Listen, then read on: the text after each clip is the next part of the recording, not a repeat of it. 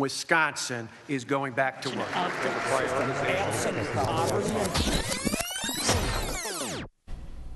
I'm Steve Walters.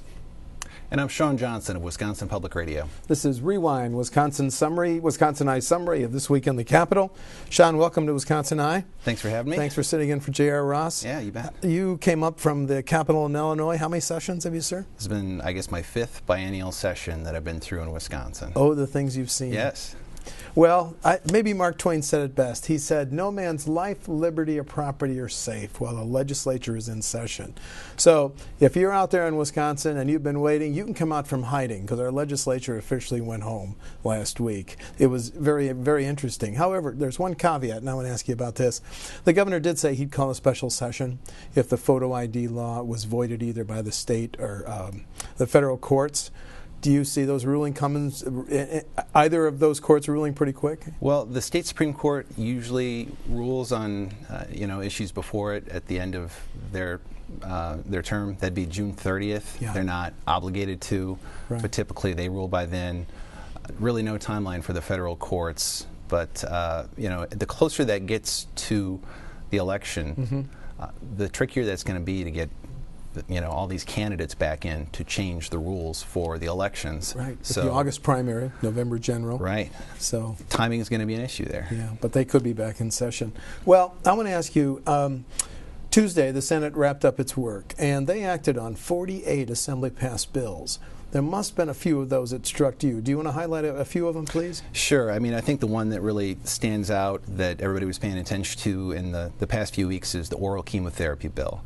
And that bill, as it was originally written, would have said that an insurance company that covers chemotherapy has to charge the same for chemotherapy that's delivered at a clinic through an IV or at home with a pill. Legislative leaders thought they had this one pretty well bottled up. People started looking into the bill. Turns out there was a lot of rank and file legislative support, and so there was pressure to hold a vote. The Senate did, passed 30-2. Yep. Went over to the Assembly. They said, we're going to need an amendment on there, a $100 monthly copay on this medicine if you're going to get our vote. They added that, and so really the question this past week was whether the Senate would go along with that amendment. And it did. If you listen to speeches on the floor, there was just a recognition by supporters of the bill. They said, we don't like the amendment, but if we say no to it, we're essentially killing the bill for this What session. I learned about that, though, the arguments from Senate Democrats, it's $100 per drug. So if you needed 2 drugs for oral chemotherapy, you could face a minimum of $200 out of pocket per month. And that was a point that Senate Democrats made. That's why they said it was a bad bill, but it still passed. Lost a few votes also because they said it's silent on deductibles and coinsurance, that true. could go up to make up the difference. That's true. Okay, what other bill struck you? I guess it was Medicine Week in the legislature. Cannabidiol. I'm glad you can pronounce it. Yeah, I believe you radio guys, I you can stumbled through it a pronounce few times. So, cannabidiol is a byproduct of marijuana. Yes. And the legislature legalized it for use to treat seizure disorders. It's significant in that cannabidiol has very low levels of THC. So this is not a medical marijuana bill, which is something Republican legislators have shown no interest in it. But you do have a legislature that I think is conservative by most state standards. And nearly all of them signed on to this bill in the end that would legalize a marijuana byproduct to treat seizure disorders. This was a late starter, and the very dramatic testimony by parents who brought up their kids who are prone to seizures, boy, that triggered a lot of emotion. And just one other P.S. The governor quickly told reporters yesterday that we are not legalizing medical marijuana. Right. He quickly drew the line. And they want that line very bright. It's hard to imagine them taking the next step next session if Republicans continue to be in charge and legalize medical marijuana. But this is an issue where public opinion is shifting. And then one other thing you want to talk about is the doctor apology bill. It says, I'm glad you're going to talk about it, Shawn. I don't understand it. I mean, Leah Vukmir said, I've been pushing the bill since 2005, but give me the boilerplate version of it. Yeah, and it's been introduced every session since 2005. That version was vetoed by then Governor Jim Doyle. I think the premise behind the bill is the same now as it was then. Doctors say that they're so afraid of lawsuits that they are afraid to express compassion to families at their darkest hour, for example, after a loved one dies in a hospital. Yeah. And so, in its shortest summary, it's saying that it's not illegal to say you're sorry. But if you look at the bill, and this is something that opponents were pointing out, it goes well beyond that. I mean, it says that a statement, gesture, or conduct is covered. All healthcare providers are covered under this. It's not just doctors. And that not only is a spoken apology inadmissible as evidence in court, they could say they could admit to fault, liability, or responsibility. Wow. And that's not evidence in court. So it's a pretty sweeping bill. It's a pretty big It's now bill. headed to the governor's desk. Right. Okay. And then the final one you want to talk about? DNA. So not medical, although it could be. This is DNA samples taken from people at the time they commit a crime instead of when they're convicted of that crime. This is something that the legislature approved in the budget just last year, and so they're already scaling it back. The budget said that, for the first time in Wisconsin, police would be able to take DNA samples from people arrested for alleged felonies.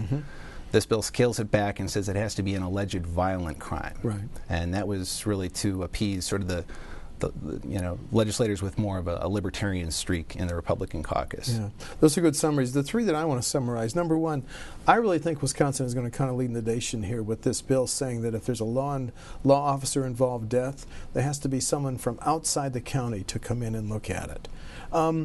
There were family members of those who had lost loved ones in officer-involved shootings in the galleries. I really think that's a big deal. And I was surprised it made it all the way through because there was this debate, should it include Milwaukee, should it not, and the final bill does. Secondly, while we're talking about Milwaukee, WisconsinEye has done a lot of work on the ShotSpotter bill, and $175,000 to be matched by the county of Milwaukee for a program that detects gunshots in Milwaukee's toughest neighborhoods. Can you remember the last time that a legislature subsidized just one police program in one community? I think that's very interesting. Yeah, and I mean the argument that the ShotSpotter supporters made when kind of posed with that question was, well, if you had a disaster occurring in another county in Wisconsin, say a tornado or something along those lines, we wouldn't think twice about helping out. And so that kind of won the day in the ShotSpotter debate. Milwaukee, just a PS, Milwaukee had 105 homicides in 2013. That was up from 91 in 2012. Then finally, I want to talk about a bill that would allow short-term sanctions for those who violate parole and probation. John Nygren, the sponsor in the Assembly, said, look, if somebody's out there on parole and probation, there's a long paperwork process to get them back into jail or prison now. We want to give the state corrections department and local prosecutors ways to just jolt them back into reality. Kind of John Nygren called it shock therapy. Meanwhile, last week we saw 4 senators with a total of 94 years in the legislature wave goodbye. John Lehman, of course, is running for lieutenant governor. But we did lose Democratic Senators Cullen, Jauch, and Republican Dale Schultz. But let's not spend a lot of time on that, but the exits keep continuing. I mean, Steve Castell, Republican, chairman of the Assembly Education, in the middle of the fight over accountability and standards. He's out, and now just a few seconds ago, Sandy Pash, Democrat, a second-ranking Democrat in the Assembly, says, I'm out.